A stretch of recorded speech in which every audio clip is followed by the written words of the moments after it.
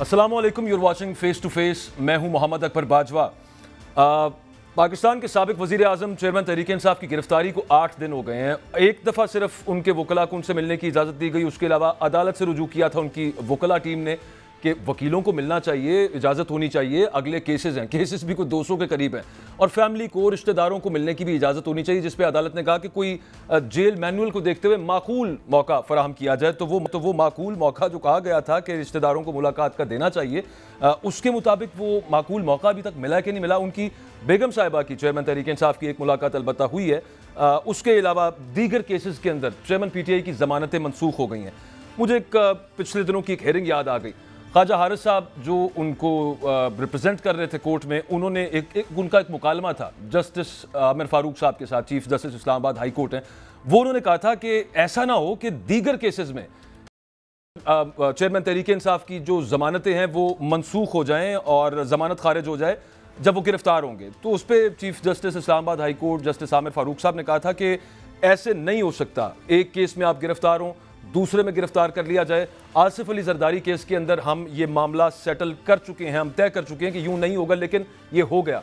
अच्छा, हुआ क्यों? इस वजह से हुआ कि जनाब अदम पैरवी है, जो मुलजिम है वो पेश नहीं हुआ। ये अमले की ड्यूटी थी, ये ओवरऑल हुकाम की ड्यूटी है कि वो पेश करते। अब तो उनकी तहवील में है, एक मुजरिम है, एक केस के अंदर सजा दे दी है और वो जेल के अंदर मौजूद है, उन्होंने पेश करना था अदालत के अंदर, लेकिन नहीं किया गया। उमूमी तौर पे ऐसा होता है कि अदालतें ये कह देती हैं, हुक्म दे देती हैं कि आप मुलजिम को पेश करें। जो दूसरे केसेस हैं उनमें अभी तक इल्ज़ाम है ना, वो मुलजिम है वहाँ पे, तो लेकिन ये भी सब कुछ नहीं हुआ। हमारे साथ आज तहरीक इंसाफ के लॉ नईम हैदर पंजोता साहब मौजूद हैं। बहुत शुक्रिया सर, आपने वक्त दिया।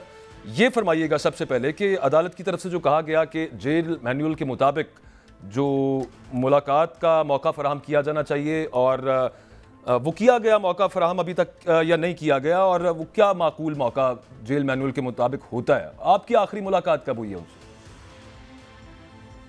जी, थैंक यू सो मच जी। सबसे पहले मैं बताता जाऊँ कि हमारी गुज़ारिशात क्या थी। जो हमने पिटीशन फाइल की थी उसके अंदर हमने ये कहा था कि उनको मेयारी खाना, हम ये नहीं कह रहे थे कि वहाँ पर कोई कोफ्ते या बकरे हम घर से बना के ले जाना चाहते हैं। हमें शदीद जो है ख़तरात उनकी बेगम की तरफ से स्पेशली आया कि आप कोर्ट को बताएं कि उनकी जान को ख़तरा है, जो स्लो पॉइजनिंग वो सिलसिला करके और इंसान की डेथ जो है वो हो सकती है। तो लिहाजा आप जो है जाकर ये सदा करें कि मेयारी यानी कि महफूज खाना जो है वो उन्हें दिया जाए। तो वो हमारी सदा अभी मंजूर नहीं हुई। उसके ऊपर जो है वो जज साहब ने कहा है कि नेक्स्ट वीक इसके ऊपर आर्गूमेंट्स होंगे। दूसरा हमने कहा था कि लॉयर्स की मुलाकात, उसके साथ डॉक्टर और साथ जो पॉलिटिशियंस हैं, पाकिस्तान तहरीक इंसाफ के सीनियर लीडरान हैं, उनकी मुलाकात, और साथ हमने ये गुजारिश की थी कि उनकी फैमिली को मिलने की इजाज़त दी जाए। उस हवाले से कानून ये कहता है कि हफ्ते के अंदर आप मंडे से लेकर सैटरडे तक ठीक, मुलाकात का टाइम है। कोई ऐसा स्पेसिफिक नहीं है कि आपने 1 घंटा मिलने की इजाज़त देनी है या 2 घंटा। अगर कोई जेल के अंदर सुपरिटेंडेंट या जो जेल अहकाम हैं उन्होंने कोई रूल बनाए हुए हैं, या कोई वैसे रूल यूँ समझ लें कि इन वर्ड्स ना कि इन रिटन कोई ऐसा कानून नहीं है कि आप कोई उसके ऊपर पाबंदी लगाए, लेकिन उन्होंने खुद बनाया जी 2 दिन ये मुलाकात करेंगे, 4 दिन ये मुलाकात करेंगे, वो इनका अपना एक कानून। रिवायत तो चल रही अच्छा, है। अब उसके मुताबिक देखा जाए तो कोर्ट के अंदर भी ये बात बताई गई और कोर्ट ने भी ये बात एडमिट की कि ये कानून के अंदर तो नहीं है ना, ये तो आपने खुद एक लॉ बनाया हुआ है या आप खुद एक ऐसा आपने प्रोसीजर बनाया हुआ है। तो आगे से ये बिल्कुल जवाब आया जी बिल्कुल ऐसे ही है। तो मैनुअल के मुताबिक हमने पहले भी दरख्वास्त दी थी, हमने ये गुजारिश की थी कि लीगल टीम और बाकी ये जो आपको मैंने गुजारिशात की हैं, इन सब की मुलाकात करवाई जाए और मेयारी खाना। तो जेल अहकाम की तरफ से बिल्कुल रिजेक्शन हुई थी, और जब कोर्ट ने एक ऑर्डर किया कि ये 3 वकला जिसमें मेरा नाम भी शामिल था, मैं तो FIA के अंदर 8 घंटे मुझे बिठा लिया गया उस दिन, क्योंकि उससे पहले मैं एक मुलाकात खान साहब से करके आया था और आके मैंने मीडिया से टॉक की। तो शायद दूसरे दिन वो इसी वजह से शो के दरमियान बैठे हुए मुझे एक नोटिस मिला कि आपको FIA बुला रही है। जी बिल्कुल। तो 2 जो वकला मिलने के लिए गए थे, जो मेरे अलावा हम टोटल 3 थे, उन 2 वकला के ऊपर FIR दे दी गई जब वो वहाँ पर मिलने के लिए गया। उन्होंने कहा कि टाइम ओवर हो गया और वो वापस मुड़े। उन्होंने एक पैगाम जारी किया कि हमें मिलने नहीं दिया गया। पहले कोर्ट ने ऑर्डर लेट किया, हमें लेट मिला, और उसके बाद हमारे ऊपर 2 FIR जो हैं वो हमारे दोनों के ऊपर FIR हो गई है। तो लिहाजा वो तो था ना जब वो अपना वापस जज आए साहब के तो हवाले यार से, कोई वो कहते थे कि आपने बगैर तस्दीक के कोई मवाद वगैरह शेयर किया। मुझे एक छोटी सी बात ये बताइएगा, ओवरऑल जो खबर ज़ेर गर्दिश है वो ये है कि जेल हुकाम की तरफ से, होम डिपार्टमेंट की तरफ से बताया गया कि एक कमरा है, वहाँ पे चारपाई है, वहाँ पे एयर कंडीशनर नहीं है लेकिन वहाँ पे पंखा, रूम कूलर वगैरह है, कमरे को बार बार सैनिटाइज किया जाता है, 3 डॉक्टर हैं जो चेक करके खाना देते हैं। ये सारी चीज़ें ओवरऑल ज़राए के मुताबिक डिफरेंट सहाफ़ियों के साथ डिस्कस हुई हैं होम डिपार्टमेंट की तरफ से। आपको कोई ऐसी तफसील मालूम है, आप तक ऐसी कोई बात पहुंची और इसकी तस्दीक कर सकते हैं आप? देखें, ऐसी बात मेरे तक भी उन्होंने पहुंचाई है किसी ज़रिए से कि उनको जो है वो हमने B क्लास दी हुई है और दीगर सहूलतें भी हम जो है दे रहे हैं। हमारी से सिर्फ ये गुजारिश थी कि अटक जेल के अंदर गैर कानूनी तरीके से उनको रखा गया, क्योंकि जब कोर्ट ने ऑर्डर किए थे तो वो अडयाला जेल के थे। और दूसरी सही। ये कि जो ज़ुबानी वो खुद बताएंगे कि मुझे ये सहूलत मिली है या नहीं, वो सबसे ज़्यादा मुस्तनद होगी, बजाय ये कि एक जिसकी कस्टडी में एक बंदे को रखा गया है और जिसकी मुद्दई सरकार है, तो फिर उनकी जो है उस बात के ऊपर यकीन तो तब किया जाएगा जब खान साहब खुद कहेंगे कि जी मुझे ये फैसिलिटी दी है या ये सही। नहीं। और साथ ये भी बताता जाऊँ, वो ये नहीं है कि खान साहब ने कोई शोर मचाया हुआ है जी कि मुझे निकालो या मुझे A क्लास में लेके जाओ या B क्लास मुझे दो। वो तो मैंने उनसे पूछा था कि खान साहब बताएँ किस हालत में है, और वो बताना नहीं चाह रहे थे, और मेरे बार-बार कहने के ऊपर फिर उन्होंने मुझे बताया कि ये सूरत-ए-हाल है, इसमें रखा हुआ है। लेकिन साथ उन्होंने ये मैसेज दिया था मुझे, जो मीडिया को मैंने बताना था, ओके। कि उन्हें कहें कि मुझे D क्लास में भी रख दें, मैं गुलामी जो है मंजूर नहीं करूँगा। ये मैसेज था उनका, ना कि ये था कि मैं तकलीफ़ में हूँ, मैं रह नहीं पा रहा या मैं बिल्कुल परेशान हूँ। बिल्कुल फ्रेश थे और बिल्कुल खुश थे, और उन्होंने कहा कि मैं सारी ज़िंदगी मुझे रख लेना, लेकिन ये गुलामी वाला जो है ना अच्छा एलिमेंट, ये ये बिल्कुल बताएं शेयर पंजोता नहीं साहब करना। कि एक खबर ज़ेर गर्दिश ये भी रही, सोशल मीडिया पे हम देखते रहे, जाहिर है कि जब एग्जैक्ट सिचुएशन, अब किसी को सर्वे करवा दिया जाए, अगर ट्रांसपेरेंसी हो तो फिर रूमर्स भी नहीं बनती। वो रूमर्स जो फैली हुई थी कि जनाब वो मौत की चक्की में रखा गया है, वो 6x9 का सेल है या जो भी है, आर दीज ट्रू?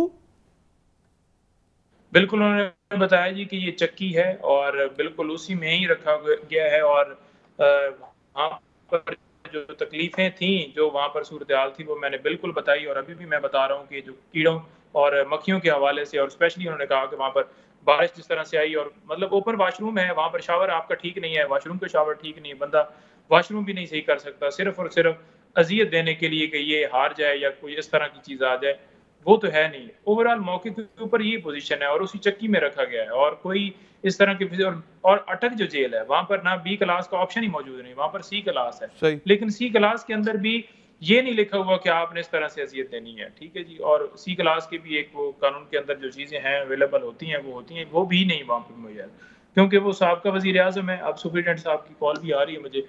तो फिलहाल उनको उस तरह की फैसिलिटीज़ कोई नहीं मिली हुई थी। अच्छा पंजोता साहब, जब हुक्म अदालत ने कर दिया वो अडयाला जेल लेके जाना है, तो ये आपने चैलेंज भी किया, अब उस पर अगली हेयरिंग भी है अदालत लास्ट टाइम, अब आपको क्या तवक्को है, क्योंकि आप इस चीज़ का भी ऐलान कर चुके हैं कि आपको बहुत ज़्यादा एतमाद नहीं है इस्लामाबाद हाई कोर्ट पे, मैं नहीं कह रहा, आपकी वकला टीम ये कहती रही है, तो फिर उसके बावजूद अदालत के ऑर्डर के बावजूद मतलब ही वॉज टेकन टू अटक जेल? देखें देखें बिल्कुल, पहली बात तो आमिर फारूक साहब के हवाले से मैं बिल्कुल क्लियर कट बताऊं कि खान साहब ने खुद कहा था कि मुझे इसके ऊपर एतमाद नहीं है। उसकी रीजंस थी, टेरिन वाइट वाला केस जिसका फैसला आया और उसे वेबसाइट से गायब किया गया, उसके साथ साथ इमरान खान साहब की गिरफ्तारी जो 9 मई को हुई और कहा गया कि ये लीगल है, उसके साथ साथ इलेक्शन कमीशन का फैसला जो कि वहाँ पर हमने उसको चैलेंज किया और हमने उसको फिक्सेशन के लिए दरख्वास्त की, वो नहीं हुई, और हमने विड्रॉल के लिए एप्लीकेशन दी और हमें वापस नहीं लेने दिया गया। तो मुख्तलिफ रीज़न के साथ साथ ये जो बार बार रिमांड किया जा रहा था, जिसको हम सुप्रीम कोर्ट में लेके जा रहे थे, तो वो सारी जो रीज़न्स हैं सारी मिलती थी, और ये आके बात आगे आई और हमने रिक्यूज़ल की दरख्वास्त दी, जो कि चीफ जस्टिस आमिर फारूक साहब ने हमारी दरख्वास्त जो है वो मंजूर नहीं की और खारिज कर दी, और कहा कि मैं केस सुनूंगा। अभी भी वो मामला उसी जगह पे पेंडिंग है, क्योंकि एतमाद नहीं है, और वाज़ेह तौर पर जेल के अंदर भी उन्होंने कहा, लेकिन वो बिला वजह सुनी जा रहे हैं। कानून के अंदर ऐसा नहीं है कि वो सुन नहीं सकते। कानून के अंदर ये है कि आप किसी को अगर देते हैं दरख्वास्त, वो इखलाकी तौर पे खुद अलहदा कर ले, जैसे कि सुप्रीम कोर्ट के जस्टिस भी अलहदा करते हैं और हाई कोर्ट के आपके सामने मुख्तलिफ नज़ीरें मौजूद हैं।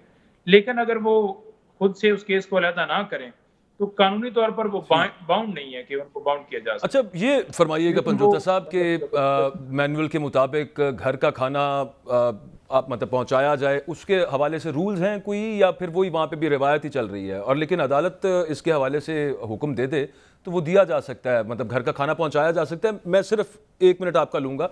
मुझे वो केस याद आ गया पाकिस्तान के एक और साबिक वज़ीर आज़म नवाज शरीफ साहब का। वहाँ पर लाहौर हाई कोर्ट ने ये कहा था, और वहाँ पर तो बाकायदा उनके साहबजादे ने, हुसैन नवाज ने, ये इल्ज़ाम लगा दिया था कि मेरे वालिद को स्लो पॉइजन किया गया है, दिया गया, उनको जहर दिया गया है।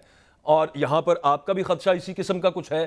तो ये फरमाइएगा कि लाहौर हाई कोर्ट ने जो तब कहा था कि विफाकी हुकूमत इस मामले की जिम्मेदारी ले और खाना भी घर का आना चाहिए, तो वो जो फैसला था लाहौर हाई कोर्ट का, वो यहाँ पे इन्वोक हो सकता है? आप करने की कोशिश करेंगे?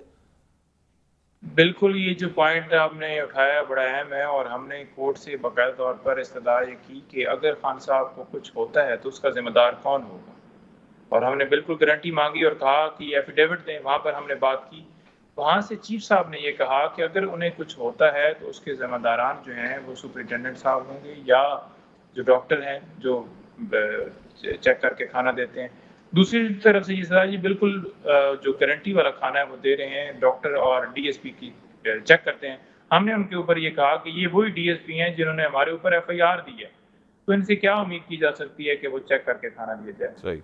आसिफ जरदारी केस के अंदर वाज़ेह तौर पर ये कहा गया, जो कि आप पहले भी कह रहे थे, कि जो बेल्स नैब में 2 खारिज हुई, 7 हमारी लाहौर में खारिज हुई, वो वाज़ेह तौर पर चीफ जस्टिस आमिर फारूक ने कहा कि उस जो आसिफ जरदारी केस है उसमें भी यही हुआ कि जब बंदा ड्यूरिंग कस्टडी होता है, किसी की हिरासत में होता है, तो उसकी बेल जो है वो खारिज नहीं हो सकती इस ग्राउंड के ऊपर, जिस ग्राउंड के ऊपर उन्हें खारिज किया गया। अब ग्राउंड क्या ली गई कि खान साहब की सजा भी सस्पेंड नहीं हुई, पता नहीं कब तक सस्पेंड होगी, कितना टाइम लगेगा, तो लिहाजा हम बेल जो है इतनी लंबी चला नहीं सकते। उसका प्रोसीजर ये था कि अगर खान साहब वहाँ पर जो है वो तलब कर लिए जाते, जिस कोर्ट के अंदर जो है वो समाअत हो रही होती, तो उनकी अटेंडेंस वहाँ पर हो जाती, उनकी मौजूदगी में आर्गूमेंट्स हो जाते। अगर फैसला आता मेरिट के ऊपर जो भी आता, अगर खारिज होती तो हो जाती, लेकिन ये तो नहीं है कि अदम पैरवी खारिज कर दी जाती। दूसरा ऑप्शन इस्लामाबाद के तक ये मौजूद था कि पुलिस लाइन के अंदर वो कोर्ट जो है वो डिक्लेयर कर दी जाती, जैसा कि 9 मई को की गई। अगर वहाँ पे डिक्लेयर हो जाती तो देन वहाँ पर खान साहब जाते और वहाँ पर आर्गूमेंट्स हो जाते और उसके ऊपर जो फैसला आता देखा जाता, लेकिन ऐसा नहीं हुआ। तो मतलब उस पर नज़र तो ये आ रहा है ना कि अगर इस केस के अंदर जमानत हो गई, जिसमें अभी वो जेल में है, तो बाकी केसेस के अंदर चूंकि जमानतें खारिज हो गई हैं, उनके अंदर फिर गिरफ्तारियां हो जाए। लेकिन एक प्रेसिडेंट सेट हो चुका है, वही आसिफ अली जरदारी केस की जो हम बात कर रहे थे, और उस पर ख्वाजा हारिस साहब का मुकालमा हो चुका है बाकायदा chief justice Islamabad high court Aamir Farooq साहब से। उसके बावजूद ट्रायल कोर्ट्स का ये वाला मामला, तो उनके इन ट्रायल कोर्ट्स के खिलाफ आप जाएंगे पिटिशन में? बिल्कुल जी, वो जो फैसले आए हैं उनके हवाले से हमने लीगल टीम की मीटिंग हुई है, हम इंशाल्लाह उसको चैलेंज करेंगे। उससे पहले कि वो रिमांड लिया जाए, जैसे कि नैब के अंदर भी अमेंडमेंट कर दी गई हैं और रिमांड जो है 30 दिन का उन्होंने किया है, तो हम इस चीज़ को बड़ा डीपली देख रहे हैं। अब वर्किंग, क्योंकि अब आपको पता है उनसे इंस्ट्रक्शन लेनी थी, खान साहब से मिलना था, तो हमें मिलने की तो इजाज़त नहीं दी गई इससे पहले। यही रीज़न थी कि हमने नैब की केसेस की जो बेलें खारिज हुई हैं या लाहौर वाले केसेस, उनमें इंस्ट्रक्शन लेनी थी और पावर ऑफ अटॉर्नी लेने थे, लेकिन वो मुलाकात नहीं करवाएगी। अब छुट्टियों के बाद मामला चला गया, 14 अगस्त तक छुट्टियों के बाद इंशाल्लाह हम उसमें पिटीशन भी फाइल करेंगे, उस ऑर्डर को चैलेंज भी करेंगे, और जो कानून के मुताबिक है वो ट्रीट होना चाहिए। मंगल को तो नहीं कि कानून से हट के। सही हो गया। अच्छा, ये पंजोता साहब फरमाइएगा कि एक तो इस पर बड़ी क्लैरिटी किसी को भी नहीं थी कि टोटल केसेस हैं कितने, 100 थे, 150 थे, 250 हो गए। लाहौर हाई कोर्ट ने एक डेटा मंगवाया, उससे हमें पता चला कि हाँ ये बात दुरुस्त है कि वो 250 के करीब केसेस हैं जिनमें डायरेक्टली चेयरमैन तहरीक इंसाफ नामजद हैं। आपके इल्म में है कि कहाँ कहाँ पर केसेस हैं? क्योंकि ये भी तो हो सकता है कि कहीं और जिस तरह से गिरफ्तारी हुई थी नैब वाले मामले के अंदर, वारंट की तामील का प्रोसेस फॉलो नहीं था किया गया, और कोई केस ऐसा निकला है जिसका आपको पता ही ना हो आपकी लीगल टीम को, या फिर are you fully aware of all the cases that are going on?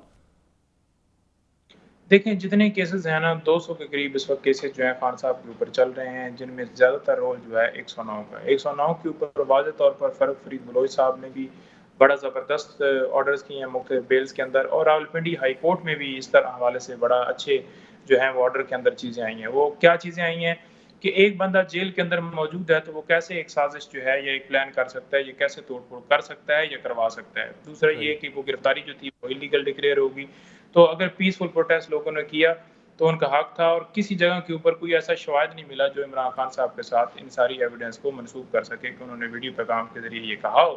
कि इस बिल्डिंग के ऊपर हमला किया जाए, तोड़-फोड़ की जाए, इसको नुकसान पहुँचाया जाए या फ़ौजी तनसीबात के ऊपर या कोई भी चीज़।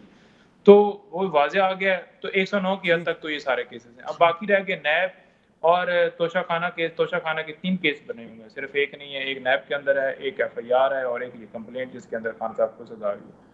फिर रह गया ठीक क्वेटा है। वाला केस, वो सुप्रीम कोर्ट में है, उसमें खान साहब को 24 तक बेल मिली हुई है। उसके साथ-साथ जितने केसेज़ हैं हाँ, लेकिन वो उसके अलावा और बहुत सारे, वो जो मैं अर्ज़ कर रहा था ना, वो 9 अच्छा, मई के ऐसे हवाले से जो कुछ बहुत सारे केसेस केसेस चल जिनमें रहे अभी हैं। तक नॉमिनेट नहीं किया गया, केसेस अभी जिनमें तक, अभी मेरी तक मेरी अर्ज़ सुनिएगा एक छोटी सी पंजोता साहब। ये भी एक ये प्रेसिडेंट सेट हो चुका हुआ है कि डिफरेंट एक ही नौयत के केसेस हों तो वो क्लब हो जाते हैं। आपके हुए हैं अभी तक क्लब के? अभी तक वैसे ही मामला चल रहा है कि वो एक ही नौयत के सारे केस डिफरेंट अदालतों में जाना पड़ रहा है? बिल्कुल जी, एक ही नौइयत के केसेस डिफरेंट अदालतों में जाना पड़ता है और एक ही नौइयत के केसेस में जा रहे हैं। एक वक़ूआ हुआ 9 मई का, उसके बाद जितने मुख्तलिफ जो है वो, जैसा कि लाहौर में, इस्लामाबाद में, मुख्तलिफ जगह पे, मियाँ वाली, बाद में गुजरांवाला भी नॉमिनेट किया गया, वहाँ पर जो है वो आपको पता है फैसलाबाद में नॉमिनेट किया गया। कुछ एंटी करप्शन के भी पर्चे दिए गए जो जिनमें बेल्स खान साहब की हो गई हैं। तो ये नॉमिनेट बाद में उसी एक वक़ूए के ऊपर, जो कि कानून के मुताबिक नहीं है। अगर एक जुर्म हुआ है तो उसकी एक क्रिमिनल प्रोसीडिंग जो है वो चलाई जा सकती है। जी ये हाँ। नहीं होता कि एक जुर्म हुआ है तो उसके ऊपर 10 आप कार्रवाइयाँ चलाएँगे। जैसे कि तोशाखाना वाला है, उसकी भी 3 चलाई जा रही हैं। ये तो तो वो सुप्रीम कानून कोर्ट इजाज़त नहीं के देता। फैसले में अब भी 109 के ये रोल में ही कानून इन्होंने वज़ा हो नामज़द चुका करना है। है। अब जो हैरत की बात है, वैसे बहुत सारी ये यहाँ पे नज़ायर हैं हायर कोर्ट्स की, सुपीरियर कोर्ट्स की, जिनको अभी तो आप ही बता रहे हैं। मैं तो आपसे पूछ रहा था कि अच्छा वो फॉलो नहीं हो रही। आखिरी चीज़ मैंने आपसे ये पूछनी है कि उनकी बेगम साहिबा की मुलाकात उनसे करवाई गई, कितनी देर की मुलाकात थी? थोड़ा वो शेयर कीजिएगा, या उन्होंने उनके साथ क्या शेयर किया और आपके साथ क्या शेयरिंग है, ब्रीफली बता दीजिएगा। देखें, उस दिन वो कुरान पाक जो है इंग्लिश वो तर्जमे के साथ वो बिल्कुल लेके गईं, जानमाज़ लेके गईं, उसकी इजाज़त उन्हें नहीं मिली। आधा घंटा उनकी मुलाकात हुई, जब बाहर निकली मैंने पूछा उनसे तो उन्होंने कहा कि मीडिया के ऊपर आप मज़ीद कुछ ना बताएँ। फ़िलहाल की हद तक ये है कि उनकी जो है वो क्लास वो सेम वही रखी गई है और खान साहब बिल्कुल खैरियत से हैं। आधा घंटा उनकी मुलाकात हुई और आपस में जो उनकी कन्वर्सेशन हुई वो डेफ़िनेटली उस हवाले से कि वहाँ पर गिरफ्तारी कैसे हुई और उसके बाद उनके साथ क्या हुआ, वहाँ पर क्या उनके साथ जो है वो बदतमीज़ी की गई। तो वो डेफ़िनेटली उन्होंने बताया और हमें भी बताया कि किस तरह से वो पुलिस आई और किस तरह से उन्होंने मेरे ठीक। सामने, जब मैं कह रही हूँ कि खान साहब आने के लिए तैयार हैं और अरेस्ट दे रहे हैं, तो फिर भी उन्होंने मेरे साथ बदतमीज़ी की, वहाँ पर तलाशियाँ ली, मोबाइल्स लेके गए और उनके पासपोर्ट और दीगर चीज़ें वहाँ से लेके गई, जिसके लिए हमने एप्लीकेशन तैयार की है उनके ऊपर, जिन्होंने ये सारी कार्रवाई की है उनके खिलाफ। वो कार्रवाई करने के लिए हमारा ठीक। पूरा जो है, उन्होंने खान साहब ने भी गो अहेड दिया था और हम उसके ऊपर कार्रवाई कर रहे हैं। बिल्कुल ठीक है। Thank you very much. बहुत शुक्रिया आपके वक्त का। नईम जोधा साहब हमारे साथ मौजूद थे। एक ब्रेक लेते हैं, ब्रेक से वापस आते हैं। ये तो मुल्क की सियासत चल रही है, एक साबिक वज़ीर आज़म के जो मामला थे वो हम डिस्कस कर रहे थे। मुल्क की जो मईशत है, असल चीज़ वो है, हम सबका फ्यूचर उसके साथ जुड़ा हुआ है। जो भी कोई सियासी एक्टिविटी करता है या और जो मामला चल रहे हैं, उनका लेना देना डायरेक्टली मुल्क की सालमियत और वो आपकी मौशी सालमियत के साथ है। आज फिर एक तशवीशनाक खबर आई है कि वैसे हमारे फॉरेन एक्सचेंज रिजर्व्स अब काफ़ी सिक्योर हैं, अल्हम्दुलिल्लाह। पाकिस्तान डिफ़ॉल्ट के ख़तरे से निकल चुका है, लेकिन डॉलर आज ओपन मार्केट में 302 पे गया रहा है और उसके अलावा ग्रे मार्केट के अंदर 315 तक गया रहा है। इसके आगे इफ़ेक्ट्स हमारी ज़िंदगी के ऊपर, आप पे, मेरे पे क्या आ सकते हैं, क्योंकि डायरेक्टली ये कोरिलेटेड है महंगाई के साथ। जो चीज़ें हम इंपोर्ट करते हैं, बहुत सारी चीज़ें हैं कि जो चाहते ना चाहते हुए हमें इंपोर्ट करनी पड़ती हैं, जिसमें मेनली तो पेट्रोल है, फिर खाने पीने की दालें हो गई, एडिबल ऑयल्स हो गए and so many other things. तो इन मामलों के ऊपर बात करेंगे कि मौशी हालात आगे क्या रुख इख्तियार करते नज़र आ रहे हैं और ये जो एक दफ़ा फिर डॉलर ऊपर चढ़ना शुरू हुआ, इसकी वजह क्या है।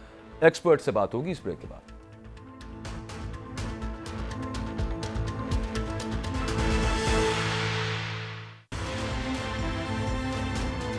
इस वक्त निगरान सेटअप है जो अब आगे मुल्क चलाएगा और उनका बेसिकली काम इलेक्शन कमीशन की मुआवनत करना है, लेकिन वो जो कुछ लेजिस्लेशन पिछली हुकूमत करके गई है, उनको एम्पावर करके गई है, उसके बड़े सारे इफेक्ट्स आगे इन टर्म्स के IMF के साथ जो अब मुज़ाकरात रखने हैं और जो मामला चलाने हैं, उसमें उनका बड़ा रोल हो सकता है। नॉनदलेस पहले ही दिन, पहला या दूसरा दिन है, हाँ जी दूसरा दिन हो गया ना आज, कल निगरान वज़ीर आज़म का ऐलान हुआ और आज डॉलर ऊपर चला गया, 302 पे चला गया ओपन मार्केट में। ग्रे मार्केट में कहा जा रहा है 315 पे चला गया। डायरेक्ट इसका एक रिलेशनशिप है महंगाई के साथ।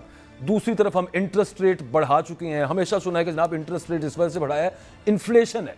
अब CPI को हमने नीचे करना है, वो भी नीचे नहीं आ रहा। एक्सपोर्ट्स बढ़ जाती हैं जनाब, एक्सचेंज रेट बढ़े तो। एक्सपोर्ट्स घट गई हैं पिछले एक साल के ये जो सब दौरानिया चलता रहा उसके अंदर डॉलर ऊपर है।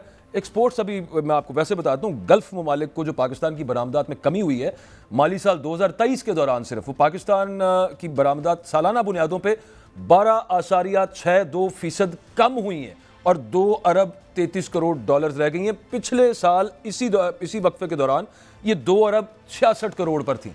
ये मामला हुए क्या है? खाकान नजीब साहब हैं, माहिर मईशत, हमारे साथ मौजूद हैं, बड़े एमिनेंट स्कॉलर हैं। Thank you very much Khaqan साहब, आपने वक्त दिया है। मुझे सिर्फ सबसे पहले ये समझा दीजिएगा कि ये सारी एफर्ट्स और जो बाय द बुक है, बुक के अंदर जो बड़े सीधे सीधे से रूल्स हैं कि जनाब एक्सचेंज रेट बढ़ता है, एक्सपोर्ट्स भी ऊपर चली जाती हैं, आपका इंटरेस्ट रेट है, महंगाई नीचे आनी चाहिए, ये सारा कुछ ये हमारे साथ ही उल्टी गंगा क्यों बह रही है सर हर जगह पे? अकबर, एक तो आपने बहुत अच्छा इंट्रोडक्शन रखा है और मैं इसलिए कहता हूं कि आपने कई चीज़ें कवर की हैं। So let's start in each of them. आपने सही कहा, ये एक एम्पावर्ड गवर्नमेंट है जो आ रही है, क्योंकि लेजिस्लेट करके उनको एम्पावर किया गया। ये एक 3 महीने की नहीं बल्कि तकरीबन 5 से 6 माह की हुकूमत है। ये उस वक्त की हुकूमत है जब IMF प्रोग्राम हो रहा हो, ये भी पाकिस्तान की हिस्ट्री में कम हुआ है। ये उस वक्त की हुकूमत है जब हम इन्वेस्टमेंट्स ढूंढ रहे हैं सऊदी अरेबिया से, UAE से CPEC 2 को लाने की कोशिश करें। तो अगर मैं इस तरह देखूं तो शायद जो बोझ इस हुकूमत पे है वो बहुत ज्यादा है compare to any other caretaker setup. बड़ी माजरत के साथ आपको यहाँ पे इंटरजेक्ट कर रहा हूँ, आप मईशत के तो माहिर हैं, मुझे लगता है साथ आप सियासत के भी माहिर हैं। आपको भी पता है कि ये 3 महीने में इलेक्शन नहीं हो रहे, 5-6 महीने तो कम अज कम है इनके। दुरुस्त। अगर आप इस नजरिए से देखिए, इस जाविये से देखिए, तो ये केयर टेकर सेटअप जो है ना, it can't come unprepared and it can't take a long time to do things. 15 अगस्त को पहला डिसीजन होगा पेट्रोल की कीमतों में तब्दीली। मेरा ख्याल है कि रैशनलाइजेशन करनी पड़ेगी। That is the first decision they will be taking. 30 सितंबर के टारगेट्स हैं। थोड़ा सा रैशनलाइजेशन हमें समझाएं, ये आप क्या ये कहना चाह रहे हैं कि मजीद बढ़ जाएंगी कीमतें पेट्रोल की? जी, मेरा ख्याल है, क्योंकि मैं इंटरनेशनल मार्केट्स प्ले करता हूं, तो आई नो कि the cost has gone in the international market. दूसरी चीज़ का जिक्र आपने किया जिसमें मैं बड़ी अभी डिटेल में बात करूंगा, रुपए पे। रुपए की कदर में एक कमज़ोरी आई है, जो पिछले 15 दिन के अहदाफ हमने लिए हुए हैं, इस 15 दिन में कमज़ोरी आई है, तो आपको एक अपटेक वहाँ पे भी दिखाई देगा। गैस प्राइसेस भी पास होने वाली हैं, उसका भी एक फैसला जो है इनको करना पड़ेगा। आपने 2 बहुत ही अच्छे फिगर सामने रखे। एक आपने रखा कि एक्सपोर्ट्स में कमी आई है इस जुलाई के महीने की। हमने IMF से तय किया हुआ है कि हम 22% अपनी एक्सपोर्ट्स इस साल में बढ़ाएंगे। चैलेंज केयर टेकर के लिए है कि दे हैव टू इंश्योर कि ऐसा हो और एक्सपोर्ट्स दोबारा पिकअप करें। रेमिटेंसेस जो है 19% का फॉल लिया है उन्होंने जुलाई के माह में। इसमें ईद और अदर फैक्टर्स आप जरूर काउंट करें, पर फैक्टर वो है जो आपने जिक्र किया, 302 या 315 जो भी आप कर्व और more than the curve market का जिक्र कर रहे हैं, अगर वहां पे रेट होगा और हम 287 पे खड़े होंगे ऑफिशियली या 288 पे, तो ऑब्वियसली अगर मैं बाहर कमा रहा हूं और मैं कमा रहा होता हूं, तो मैं आपको अपनी कहानी बता देता हूं। तो समटाइम्स आई थिंक यार सारा ऑफिशियल भेजने की बजाय कुछ साथ ले जाएंगे तो बेहतर रेट मिलेगा। आपका माइंड साइकी वो बन जाती है। तो 19% रेमिटेंसेस में आपने रेमिटेंस में सर चलें, ये आपने कर दिया है, तो इसमें मेरा सवाल छोटा सा ले लीजिए, मुझे ज़रा समझा दीजिए कि ये जुलाई के महीने में ये 19% से कम होके 2 अरब डॉलर्स पे आ गई है रेमिटेंसेस। ईद का फैक्टर मैं ज़ाती तौर पे ये समझता हूँ, ईद पे तो जो गल्फ ममालिक में लोग रहते हैं, जो बाहर गए हुए हैं रोजी रोटी कमाने अपने खानदान वालों के लिए, वो तो पैसे ज़्यादा भेजते हैं ईद पे। यहाँ पे ये कमी, ये तो उल्टा मामला है। हाँ, मैं आपसे एग्री कर रहा हूँ। आपको देखना पड़ेगा कि आखिर क्या हुआ। फैक्टर सबसे बड़ा वही है जो आपने मेंशन कर दिया था, मैंने उसकी तायीद कर दी। आपको करेक्टिव स्टेप्स लेने पड़ेंगे। इसी के साथ साथ IMF के प्रोग्राम को हम खत्म करके फिर हम एक्सचेंज रेट पे डिस्कशन डिटेल में करेंगे।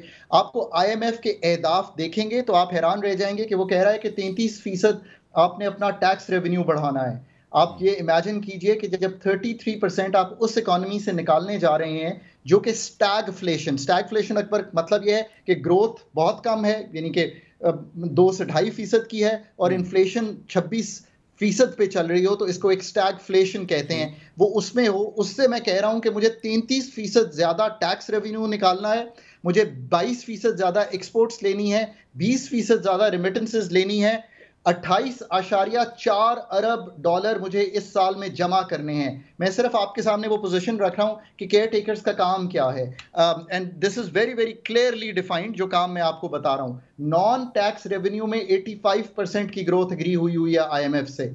अब आप मुझे बताइए कि ये सारे काम 30 सितंबर के अहदाफ हैं जो आपने पूरे करने हैं। नवंबर में पहला रिव्यू अब केयर टेकर्स करवा रहे होंगे, बिकॉज नई हुकूमत अक्टूबर में नहीं आ रही है, तो आपको सोचना पड़ेगा कि क्या ये काम होंगे कि नहीं।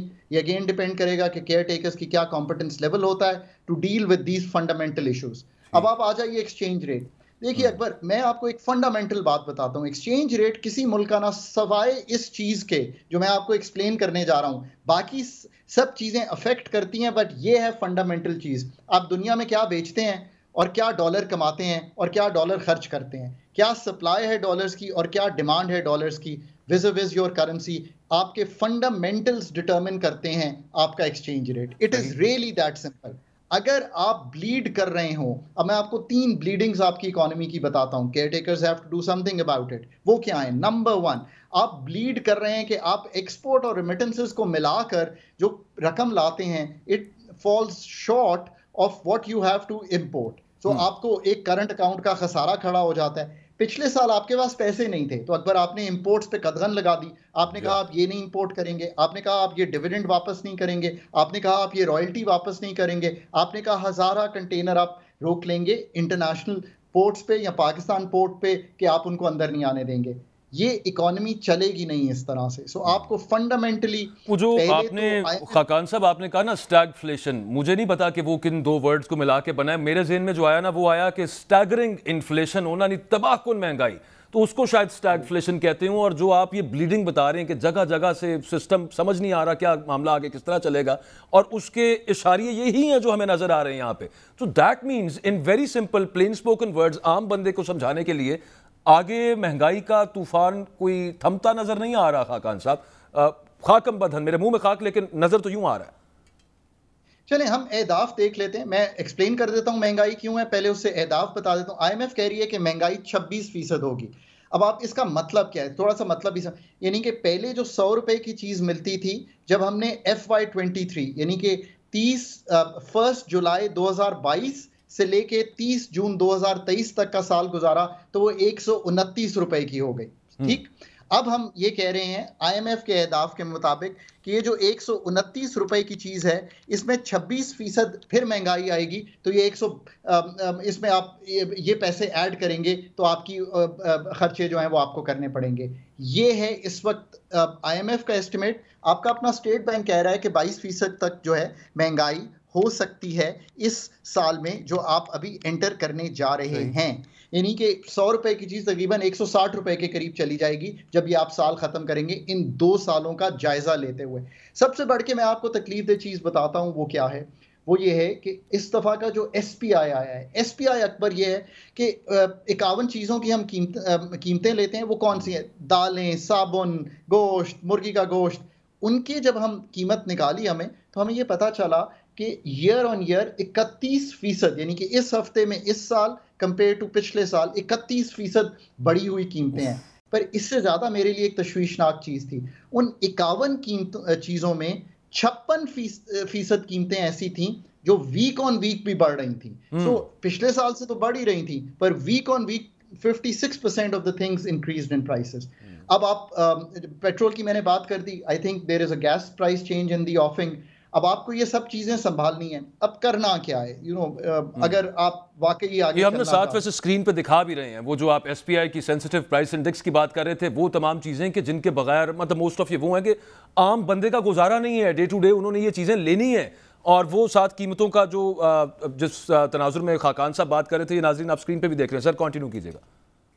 तो आपने बहुत अच्छा किया, दिखा दिया। मतलब लोगों, देखिए ना, इकोनॉमिक्स है क्या चीज़? इकोनॉमिक्स यही है ना कि मैं लोगों की ज़िंदगी बेहतर करना चाहता हूँ, इकोनॉमी को बेहतर चलाकर। मतलब असल बात तो ये है ना, why do I study economics? मैं तो इसीलिए कहता हूँ, for the overall good of the people of the country that I help, whether Pakistan हो या कोई और मुल्क हो। अब आप इसको देखिए कि अब आप यहाँ आ खड़े हैं। अब अगर 6 माह की हुकूमत है तो हम कोई क्या एडवाइस कर सकते हैं? बड़ी क्लियरली कर सकते हैं। पहली बात यह कि IMF के प्रोग्राम के अहदाफ जो हैं उसका बगौर जायजा लीजिए। टीम वो ना लाइए जो इन अहदाफ से समझ ना रखती हो।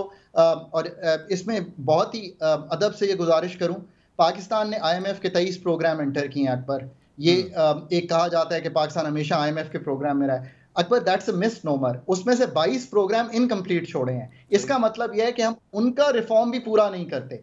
यार हमें कहीं तो खड़ा होना पड़ेगा ना, हमें कहीं तो ये मानना पड़ेगा कि कुछ गलती हमारी भी है।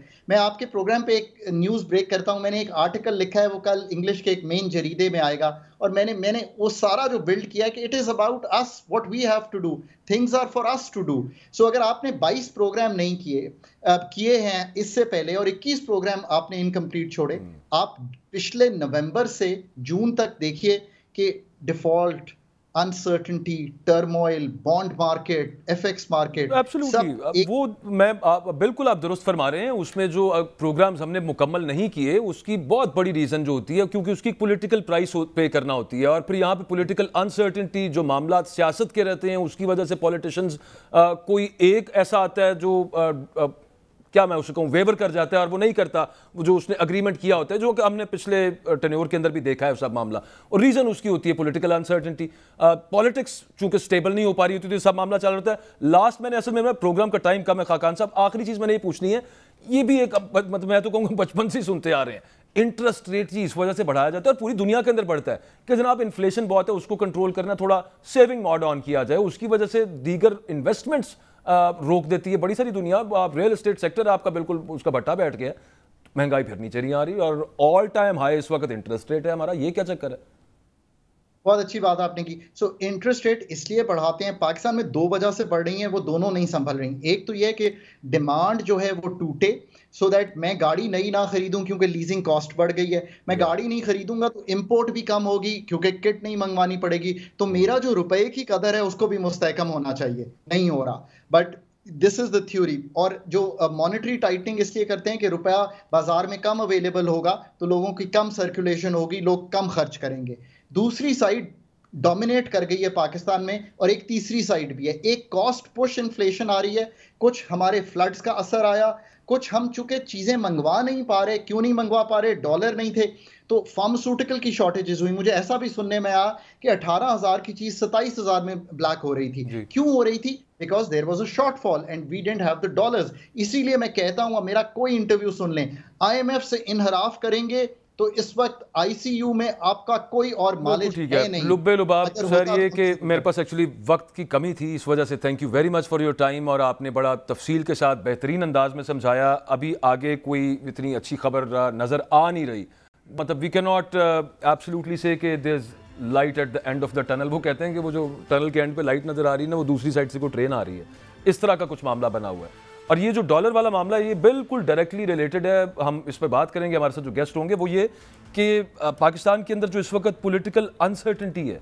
खास तौर पे एक निगरान सेटअप आने के बाद, सेटअप तो नहीं आया, वजीर आजम का नाम अभी अनाउंस हुआ, लेकिन इस चीज़ पे जो सवालात खड़े हो गए हैं कि यार आगे इलेक्शन होंगे मुकर्ररा मुद्दत के अंदर या नहीं होंगे, यार तूल पकड़ जाएगा ये निगरान सेटअप जो है, पता किसी को नहीं है, गैर यकीनी की कैफियत है, तो उसके अंदर फिर ये मामला चलते हैं जिसकी वजह से डॉलर ऊपर गया। और जो तफसीली तौर पे खाकान नजीब साहब भी आपके सामने बात कर रहे थे कुछ रोज़ पहले, पॉलिटिकल बात कर लेते हैं थोड़ी सी, फिर उसके बाद दोबारा इसी मुद्दे के ऊपर आते हैं। वो इस्तेहकाम पाकिस्तान पार्टी के एक रहनुमा के साथ खाकसार की मुलाकात हुई, वो ये फरमाने लगे कि ये निगरान सेटअप अगर आगे चला जाए तो बड़ा बेहतर हो जाएगा। उसकी वजह ये है कि जो मुश्किल फैसले करने हैं, जो इस ब्लीडिंग इकॉनमी की सर्जरीज करनी है, वो कोई भी पॉलिटिकल पार्टी आके करेगी तो उसका एक पॉलिटिकल बैगेज होगा, और अगर वो निगरान सेटअप के अंदर हो जाए तो ज़्यादा बेहतर होगा, किसी के पास भी वो बैगेज नहीं जाएगा। और निगरान सेटअप आपको पता है कि वो फिर इतनी जल्दी तो नहीं ये फैसले कर सकता, तो ये ब्लीडिंग इतनी जल्दी तो नहीं रुकनी, सर्जरीज के लिए टाइम भी चाहिए होगा, तो निगरान सेटअप तूल पकड़ेगा। लेकिन दूसरी तरफ से इसको कैच 22 कहते हैं कि मतलब एक तरफ से आप out of the frying pan into the fire वाला मामला हो गया ना, तो इस वजह से जनाब अब दूसरी तरफ आप क्या मामला बनेगा, दूसरी तरफ ये सारी सूरत हाल है जो अभी हम आपके सामने डिस्कस कर रहे थे। हमारे साथ गेस्ट मौजूद हैं प्रोड्यूसर, चलें एक ब्रेक ले लेते हैं, उसके बाद हमारे साथ जो गेस्ट मौजूद होंगे उनसे बात करेंगे। ये डॉलर बढ़ रहा है, इसमें पॉलिटिकल अनसर्टेनिटी का कितना रोल है, और दूसरा ये भी कहा जा रहा है कि IMF चाहती है कि मजीद 20% रुपए की जो कदर है उसमें कमी की जाए। कितनी सच्चाई है इन मामलात के अंदर? आफ्टर दिस ब्रेक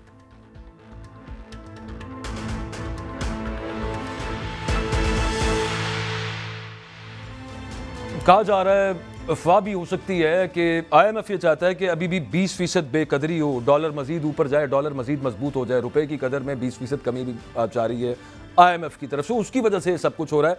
हमारे साथ general secretary exchange companies association of Pakistan Zafar Paracha साहब हैं, उनसे पूछते हैं।